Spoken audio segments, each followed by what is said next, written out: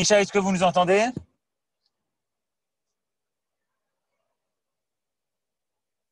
Ah ben Oui, Micha, oui, voilà. j'entends. Shalom. Méoulé. Alors aujourd'hui, on est Chet Be'elul, le 28 août, et on est à la paracha de Kitetse. On a 3 personnes qui ont voulu aujourd'hui dédier ce cours à la mémoire de quelqu'un. Alors, à Shiur Uleilou Nishmat, Yvonne Bat Joséphine Chava, également Yosses Madja Ben Rachamim et Georgette Smerda, et de la part de Nicole et Hélène, qui ont dédié ça à leur mère, Colette Massouda, Bat Alice Radia. Voilà. Limoud Mevorach, Bechavod, Orav Ben Ishai. Toda Rabba Aaron. Et on continue donc notre étude hebdomadaire sur la paracha. Aujourd'hui, la paracha de Kitetse, comme vient de l'annoncer Aaron. On va aujourd'hui traiter d'un sujet qui est appelé communément Ben Sorer ou Moré. Ben Sorer ou Moré, c'est le fils rebelle. C'est cet enfant-là qui, déjà à l'âge de 13 ans, commet des délits.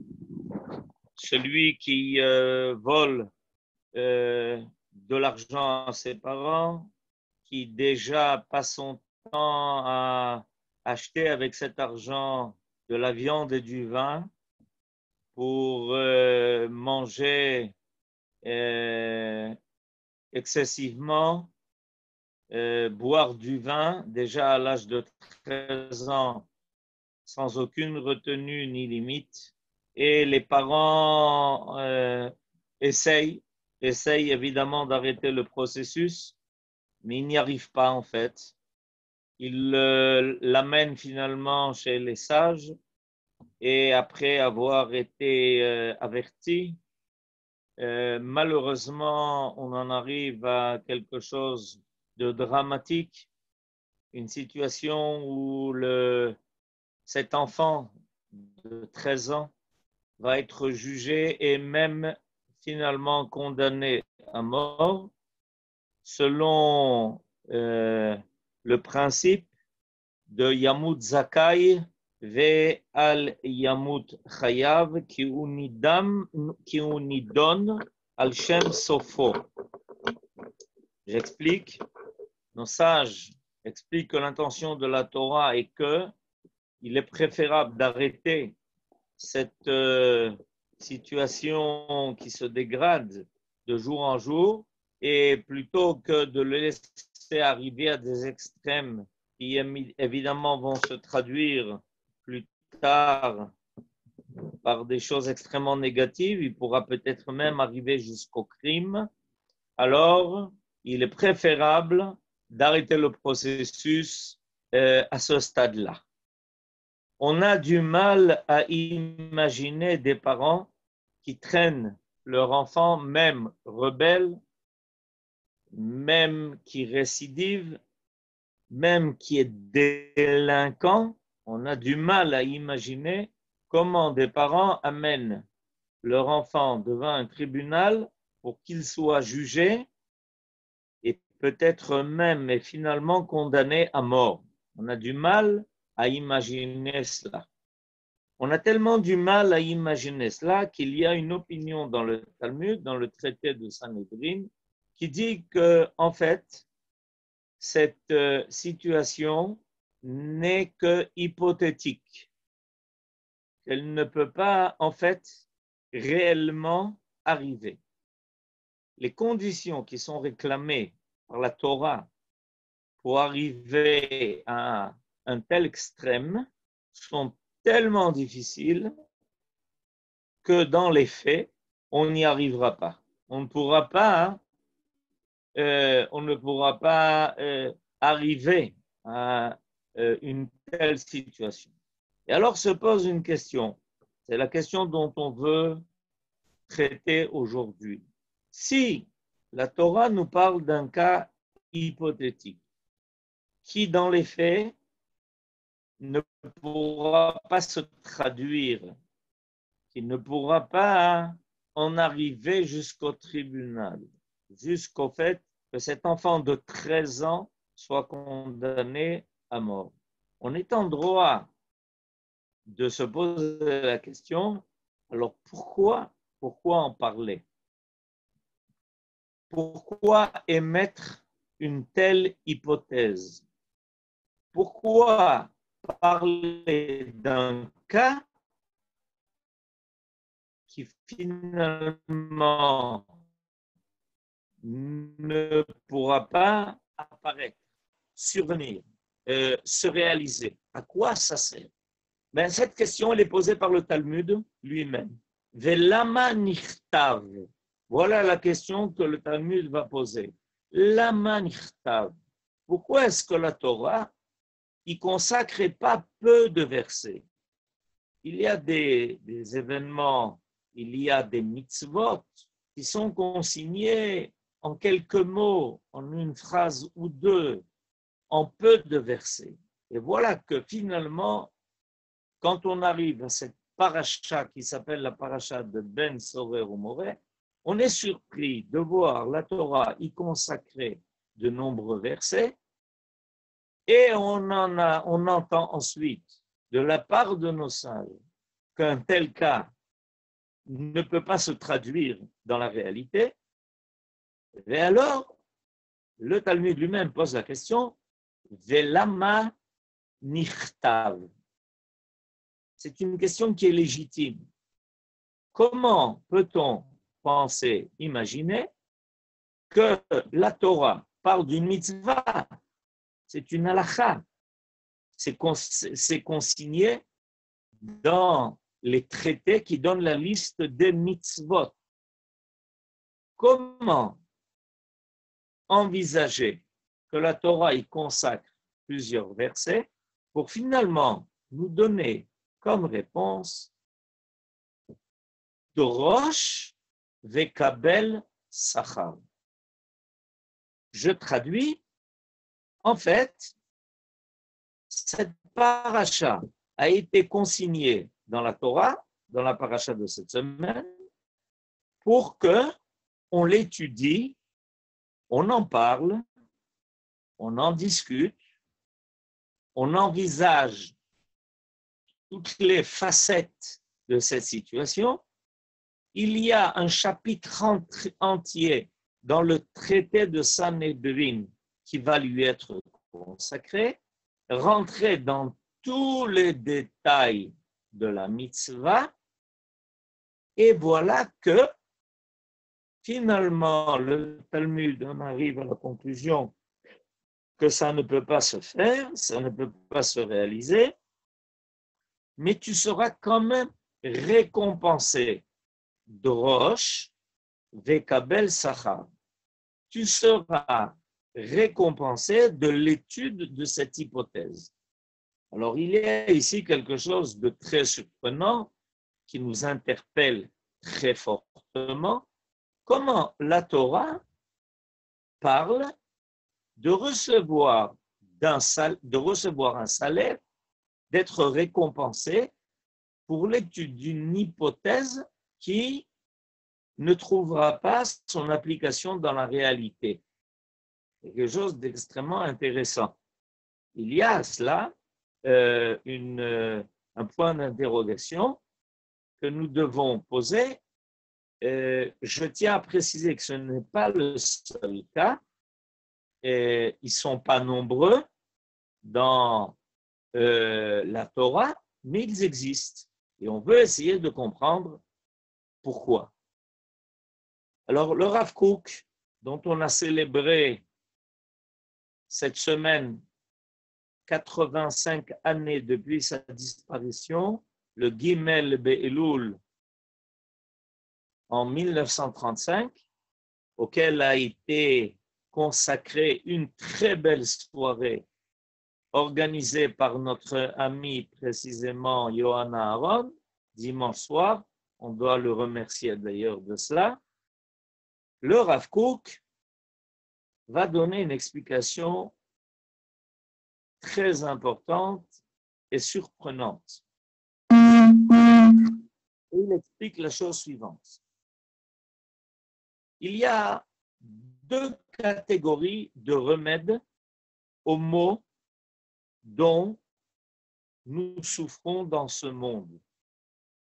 Il s'agit évidemment de maux qui peuvent être d'ordre physique ou métaphysique, qui peuvent atteindre le corps de l'homme, mais très souvent son nefesh, son esprit et sa moralité. La démarche habituelle est que quand quelqu'un est malade, qu'il souffre de quelque chose, la souffrance va l'amener à aller consulter quelqu'un qui est capable d'alléger ses souffrances. C'est comme ça qu'en général, c'est ce qui nous amène en général à aller consulter un médecin. Réfléchissons un peu. Quand est-ce que quelqu'un va réclamer de l'aide d'un médecin, d'un psychologue ou d'un rave pour essayer de trouver une solution à ses problèmes? Quand il souffre de quelque chose, quand est arrivé quelque chose qui ne le laisse pas tranquille parce qu'il a mal dans son corps ou qu'il a mal dans son âme, mais en tout cas, ce n'est pas quelque chose, une démarche que quelqu'un va faire a priori. Il est très rare d'entendre que quelqu'un aille trouver un médecin pour maintenir sa bonne santé. Alors qu'il est en bonne santé et qu'il est en pleine forme, tout d'un coup, il prend rendez-vous chez le médecin l'accueille et lui demande de quoi il souffre, évidemment, qu'est-ce qui le dérange, et imaginez-vous que la réponse donnée soit « je ne souffre de rien, je veux précisément que ça continue. Qu'est-ce que vous avez à me donner comme conseil ?» On a entendu très peu de cas de gens qui s'adressent à des thérapeutes, non pas parce qu'ils souffrent de quelque chose, mais parce qu'ils veulent au contraire ne pas arriver à souffrir de quelque chose. Alors, la médecine ou toutes les thérapies, peu importe si elles traitent du corps ou de l'esprit, d'un problème d'ordre physique ou moral, en général, c'est comme si c'est un a posteriori qui n'apparaît que par quelque chose qui tout d'un coup se déclenche et qui ne tombe pas sur une démarche réfléchie. C'est l'accident de la maladie qui amène à s'adresser à celui qui est capable d'amener un allègement aux souffrances. Mais, nous dit le Rav Kook, il y a quelque chose de beaucoup plus important. Non pas que la thérapie, a posteriori, n'ait pas sa place, elle a évidemment sa place, elle a sa nécessité, il n'y a pas le choix. Quand on souffre et quand on a mal dans son corps ou dans son âme, on est obligé de s'adresser à ceux qui peuvent nous aider. Mais nous dit le Rav Kook qu'il y a quelque chose de plus important. Il y a ce que l'on appelle tikkun haolam, c'est-à-dire œuvrer a priori pour que n'apparaissent pas les maux qui peuvent atteindre l'homme aussi bien au niveau individuel qu'au niveau collectif, la société, l'humanité. Il y a énormément à faire, énormément à réfléchir. Il y a beaucoup de choses à proposer pour précisément empêcher que n'apparaissent les maux. Et à ce niveau-là, on peut parler même de la possibilité de dresser des plans, de prévoir. On connaît tous l'adage « prévenir est mieux que guérir ». Effectivement, parce que guérir, c'est qu'il y a déjà une souffrance, c'est qu'il y a déjà un mal qui s'est déclaré, c'est qu'il y a déjà une maladie qui est présente, c'est qu'il y a déjà quelque chose de mal qui a été fait au niveau moral. Alors que, nous dit le Rav Kook, la Torah, par définition, veut, elle, s'occuper d'amener au monde et à l'homme un tikkun, une réparation d'a priori, pour précisément éviter qu'on ait à réparer des choses dont le préjudice a déjà été fait. Réfléchissons par exemple à la situation dans laquelle nous nous trouvons aujourd'hui, où l'humanité, le monde entier, est en train d'affronter une épidémie et qu'il essaye d'y trouver remède, qu'il essaye de mobiliser toutes les forces nécessaires, toutes les sagesses pour essayer de récupérer et de nous ramener à une situation de normalité. Vous comprenez combien c'est difficile, vous voyez combien c'est énorme, vous voyez combien de force et d'énergie, et y compris évidemment des gens qui malheureusement n'ont pas survécu à cela. Alors, on aurait pu essayer de penser a priori comment faire que l'on vive dans un monde où de tels événements ne puissent pas se produire. Et ça demande énormément de réflexion parce qu'on comprend très bien que, évidemment, quand de tels mots apparaissent, ils ne sont pas seulement d'ordre physique, mais aussi d'ordre métaphysique, qu'il y a des problèmes moraux graves dans le monde, que l'homme ne fait pas attention à régulariser sa vie de telle façon que des épidémies pareilles ne puissent pas apparaître. Je parlais hier avec quelqu'un de sage et je lui ai demandé, est-ce que tu as jusqu'à présent entendu la raison de ce que le monde est en train de vivre? Alors il m'a dit, avec beaucoup de sagesse, il m'a dit, j'ai entendu beaucoup de choses, sauf ce qui serait censé nous dire comment c'est arrivé, qu'est-ce qui a fait que ça s'est déclenché. Alors, c'est intéressant de constater cela, parce qu'en réalité, c'est la racine du problème. Alors, nous dit le Rav Kook qu'en réalité, le but essentiel de la Torah n'est pas un remède a posteriori, parce que ça, c'est le résultat d'un accident. La Torah est une sagesse divine. Ça veut dire quoi, sagesse divine? Ça veut dire qu'il y a un projet, qu'il y a un plan, que les choses doivent se faire a priori, que la Torah qui a été donnée par celui qui a créé le monde et est le maître de l'histoire, c'est exactement quelles sont les réparations, quelles sont les améliorations que l'homme doit faire dans le monde créé, le monde de la nature et le monde de l'histoire, pour que précisément le monde n'aille qu'en s'améliorant. Et la paracha de Ben Sorer ou Moré en fait partie. On ne peut pas apparaître.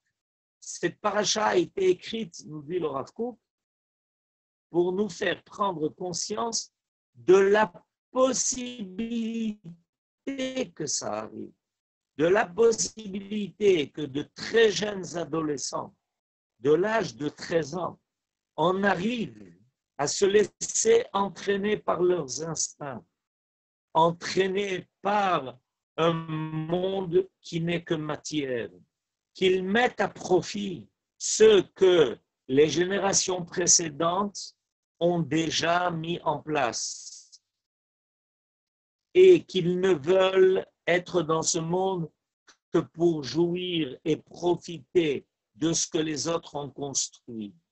L'idée du Ben Sorer Omoré est de nous dire, faites attention, il y a ici un panneau de signalisation qui avertit la société que de tels phénomènes puissent arriver.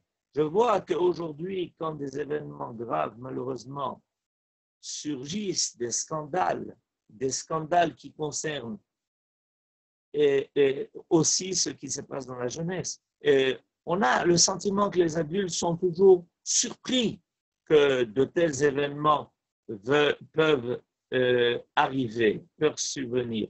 Or, la Torah, elle n'est pas surprise. Vous remarquez, la Torah nous parle de situations qui envisagent tous les cas de figure et qu'elle nous indique qu'a priori de telles choses peuvent se passer et qu'a priori la société doit se mobiliser, que par exemple doit être mis en place un système éducatif qui ne s'occupe pas que d'enseigner des formules mathématiques ou les moyens d'apprendre des langues étrangères, mais surtout de développer les qualités, les vertus humaines nécessaires pour pouvoir continuer et améliorer une société à l'échelon mondial.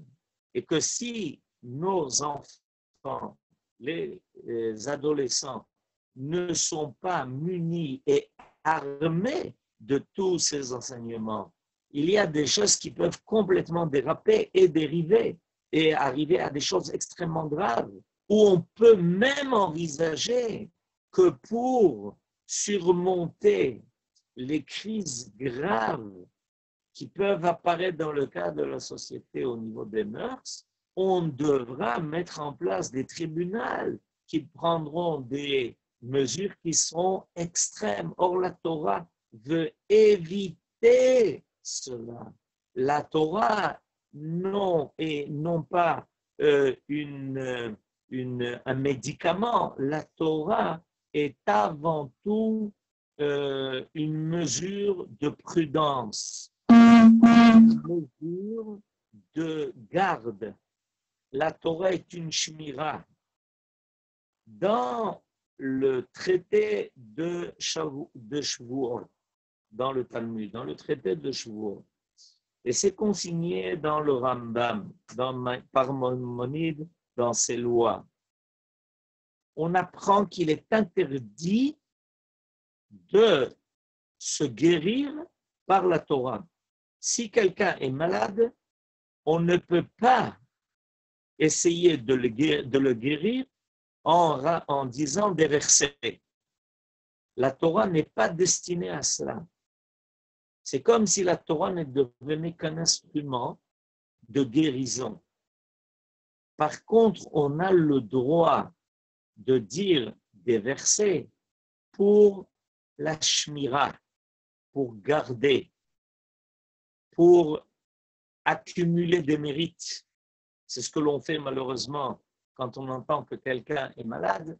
Tout le monde se mobilise pour dire des Teilim afin que dans le monde, il y ait le mérite de la prière pour annuler des décrets. La Torah, avant tout, est une démarche de prévoyance, de shmira, de garde. Yevarechecha Hashem veishmerecha. Et ça fait de la Torah donc quelque chose qui est un a priori et pas un a posteriori. L'approche générale d'une pensée vraie, élevée, doit être une approche de a priori et non pas de a posteriori. Très souvent, l'homme se laisse entraîner par un sentiment de a posteriori. On verra ce que l'on fera quand cela arrivera. Mais ça, c'est une erreur. Parce que l'homme doit a priori se poser la question, quoi faire pour que ça n'arrive pas? Non pas une fois que le feu est déclenché, qu'on ait des pompiers pour éteindre le feu. Nachon meod, Nachon, vous avez raison. Non pas qu'on ait des pompiers pour éteindre le feu, mais qu'on ait pris toutes les mesures nécessaires pour que le feu ne se répand pas. Ça, c'est l'essentiel, parce qu'une fois que le feu est déclenché, alors il est très difficile de le maîtriser. Et puis, il y a des dégâts qui ont déjà été faits. Il y a des vies qui ont déjà été mises en danger. Donc, a priori, on doit tout faire pour précisément que le feu ne se déclare pas. Et ça, c'est l'idée de Ben Sorer ou Moré. Ça s'appelle Drosh Vekabel Sachar. Ça veut dire, parle-en, étudie cela, essaye de réfléchir qu'est-ce qui peut arriver quand on trouve des personnes si jeunes qui sont arrivées à un âge tellement jeune et qui ne sentent pas responsabilité. Et tout le but de la bar mitzvah à l'âge de 13 ans est de faire prendre conscience d'une responsabilité et qu'il n'y a aucune responsabilité qui a été développée, qu'on laisse un sentiment que tout est possible, tout est libre, tout est à disponibilité. Et la Torah nous avertit que ça risque de nous conduire à des situations qui deviendront à un moment donné irréparables. Alors, elle nous fait saisir la gravité de cela pour précisément empêcher que ça n'arrive. Quand on a la conscience de cette possibilité-là, alors évidemment, on va agir, on va faire tous les efforts pour éduquer, pour enseigner, pour maîtriser, pour canaliser toutes ces énergies. Et je voudrais amener à propos de cela une très belle phrase que le Rav Kook dit à propos de tout cela. Et il dit la chose suivante. Advarim ha-me'ulim be'emet. C'est-à-dire les choses qui sont idéales, nikar chesronam rak be'edram. Mipnei she'em meginim shelo te'une ra'a. On ne prend conscience de la valeur des grandes choses que quand elles sont absentes. C'est l'absence des idéaux, c'est l'absence des valeurs, c'est l'absence des grands hommes qui nous fait prendre conscience de leurs valeurs quand ils ne sont pas présents. Par contre, le contraire, quand il y a des choses qu'il appelle des choses de tohu, que l'on traduit aujourd'hui par chaos. Les choses qui sont chaotiques, en eker, ki im be'avayatam. C'est précisément quand ils sont présents qu'on s'aperçoit des dommages. On s'aperçoit des dommages par leur présence. Quand il y a une situation chaotique, tout le monde remarque quel dommage ça crée.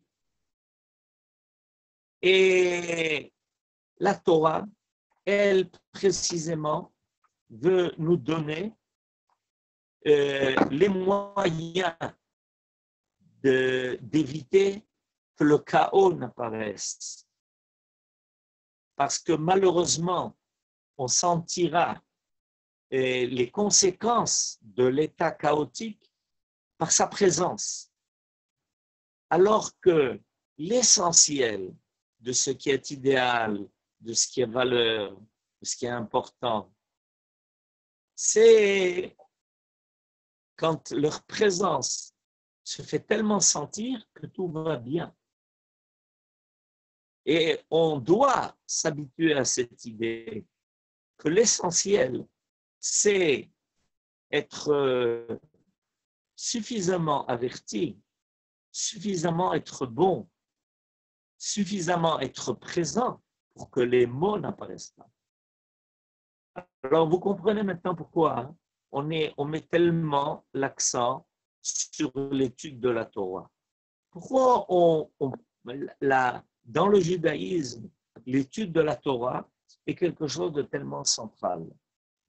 Et quand on parle de l'étude de la Torah, on parle d'une étude de tout, même de valeurs et d'idéaux qui n'ont pas encore leur place dans la réalité. L'homme a plutôt tendance à vouloir consacrer ses efforts d'étude à des choses qui sont réelles, qui sont présentes, alors que nous, dans le judaïsme, avons la conviction profonde qu'on doit étudier les valeurs et les idéaux en permanence, même ceux qui ne sont pas encore présents, même ceux qui ne sont pas encore réalisables. L'étude de la Torah est une étude qui est extensive. Elle traite de tout. Elle parle de tout. Elle va couvrir les mondes que nous connaissons et les mondes qui sont cachés. Parce qu'un jour, ces mondes cachés se révéleront. Elle parle de tout, même de ce qui nous paraît irréaliste. Parce que son but, c'est précisément, en occupant notre esprit et notre âme à ces valeurs tellement importantes et intenses, à faire que le mal n'ait pas de place, n'ait pas la possibilité de se réaliser, n'ait pas la possibilité d'apparaître. Quand on emplit notre monde, l'atmosphère de notre monde, de toutes ces choses qui sont tellement élevées, divines, importantes, extraordinaires, sublimes, c'est précisément ce qui va faire que notre monde, évidemment, n'aura pas d'espace libre pour que les mots puissent y déclarer. Si on étudie sérieusement la paracha de Ben Sorer Umoré, de Sophie Srobel, qu'on comprend la gravité de la chose, qu'on se pose la question et qu'on s'interroge. Comment peut-on arriver à un tel extrême, à une telle situation, à quelque chose de tellement grave? Ben ça, précisément, n'arrivera pas. Ça ne se déclenchera pas. Ce qui fait que notre monde aujourd'hui souffre tellement, c'est précisément parce qu'on l'a rempli d'informations qui ne s'occupent que de ce qui s'appelle la réalité. Parce que notre monde ne permet pas une étude du bien en théorie, qu'il ne s'intéresse pas à un idéal qui paraît à beaucoup utopique, mais qui en réalité est vrai.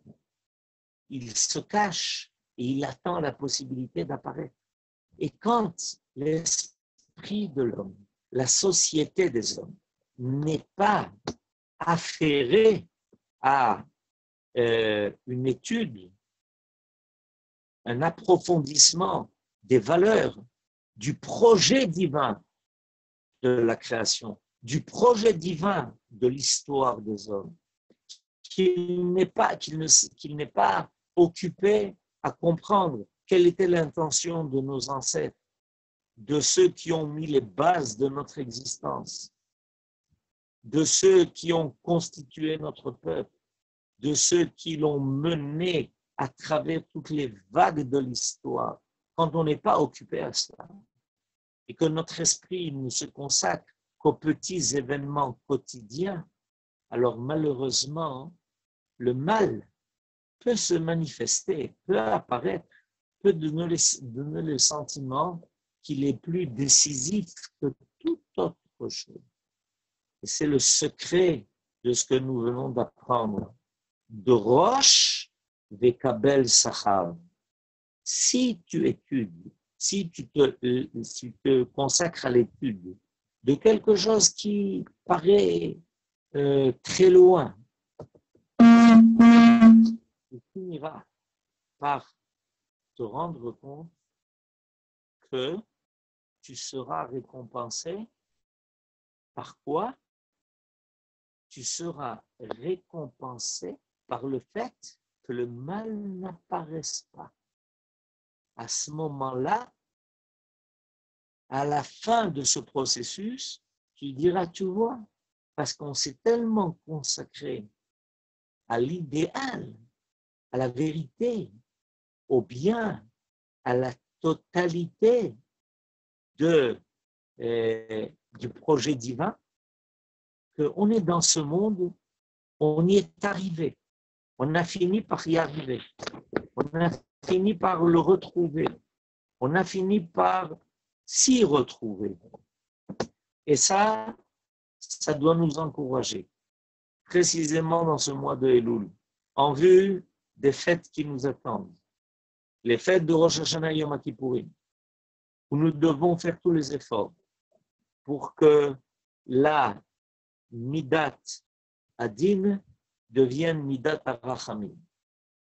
La Midat Arachamim, c'est implorer, réclamer que dans le monde où nous trouvons, Dieu se manifeste par tout le bien qu'il veuille prodiguer. La Midat Adin, c'est juste constater. C'est constater que le monde est manquant, que ne lui revient pas ce que Dieu voudrait lui donner. Implorer la Midat Arachamim, ce que nous allons faire, nous faisons déjà pendant le mois de Elul, ce que nous allons faire de Rosh Hashanah et Yom Kippourim, c'est réclamer un monde qui soit meilleur, qui ne soit pas dépendant des informations, qui ne soit pas dépendant des photos que l'homme renvoie du monde réel dans lequel nous nous trouvons. C'est un monde qui est réel, mais c'est en réalité un monde qui, par sa réalité, est écran à un monde qui est meilleur. C'est à nous à tirer le voile pour faire apparaître ce monde idéal. Amen, Kenny Ratson, et Shabbat Shalom, Besorot Tovot, Refoua Shlema, Amen, Kenny Ratson. Toda Rabba, Rav Ben Ishai, pour ce cours. On va donner les temps de Shabbat, les horaires de Shabbat si je les ai. Alors, pour ceux qui sont sur Paris, à 20h22, Tel Aviv à 18h47, à Haïfa à 18h39, à Jérusalem à 18h27. On commencera à faire entrer Shabbat. Et on finit en chanson avec une chanson du texte de Nachman Bialik, mais qui est en réalité repris de la Gemara, Bohu Netze Likrat Shabbat Amalka. Et la composition, c'est de mon père Eli Bodbod Zichrono Livracha, une très belle chanson qui nous parle d'accueillir la reine du Shabbat. Alors, Shabbat Shalom à tous.